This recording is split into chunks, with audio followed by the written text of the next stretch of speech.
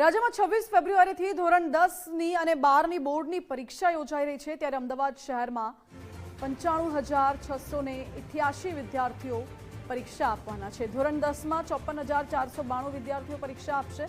ધોરણ 12 સામાન્ય પ્રવાહના 33,044 વિદ્યાર્થીઓ પરીક્ષા આપશે અને ધોરણ 12 વિજ્ઞાન પ્રવાહમાં 8,152 વિદ્યાર્થીઓ પરીક્ષા આપશે। શહેરમાં 69 કેન્દ્રો અને 347 બિલ્ડિંગમાં પરીક્ષા યોજાવાની છે। અમદાવાદ ગ્રામ્યમાં કુલ 78,180 વિદ્યાર્થીઓ પરીક્ષા આપવાના છે।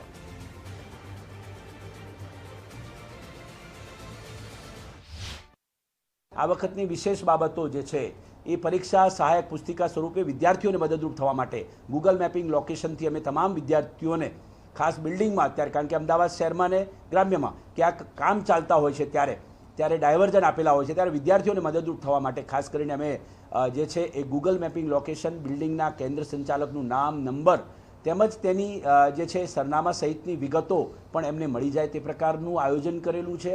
સાથે સાથે એમાં બોર્ડની પરીક્ષાનું ટાઈમ ટેબલ પણ છે અને એમાં કેટલાક અગત્યના હેલ્પલાઇન નંબરો છે, કારણ કે ઘણી વખતે વિદ્યાર્થી જે છે ક્યાંક અટવાય તો અમે સંયુક્ત રીતે જ્યારે મિટિંગ કરી ત્યારે માન્ય કલેક્ટર સાહેબે પણ પોલીસ, ટ્રાફિકને અને માનવતાની રીતે અન્ય રિક્ષાવાળા વગેરેને પણ હોલ ટિકિટ કોઈ વિદ્યાર્થી કદાચ બતાવે તો એને ખાસ મદદરૂપ થવા માટે અને ટ્રાફિકથી લઈ અન્ય પ્રકારે જ્યાં મદદરૂપ થવું હોય ત્યાં થઈને પણ વિદ્યાર્થી સમયસર પરીક્ષામાં પહોંચે તે પ્રકારનું આયોજન કરવામાં આવેલું છે।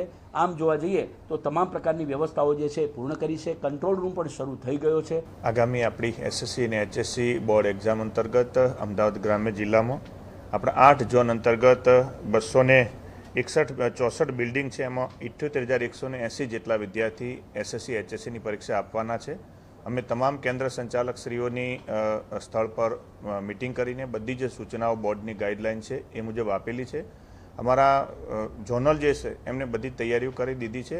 એના સમગ્ર કેન્દ્રો જે છે એ સીસીટીવીથી સજ્જ છે અને વિદ્યાર્થીઓને પણ આપણા માનનીય મુખ્યમંત્રી શ્રી, માનનીય બંને શિક્ષણ મંત્રી શ્રી અને કલેક્ટર સાહેબ દ્વારા એમને શુભેચ્છા સંદેશ આપવામાં આવ્યા છે કે કોઈ પણ વિદ્યાર્થી પરીક્ષાના ભય વિના શાંતિપૂર્ણ માહોલમાં પરીક્ષા આપે, એ પણ અમે હોલ ટિકિટ સાથે વિદ્યાર્થીઓ સુધી પહોંચાડી દીધા છે।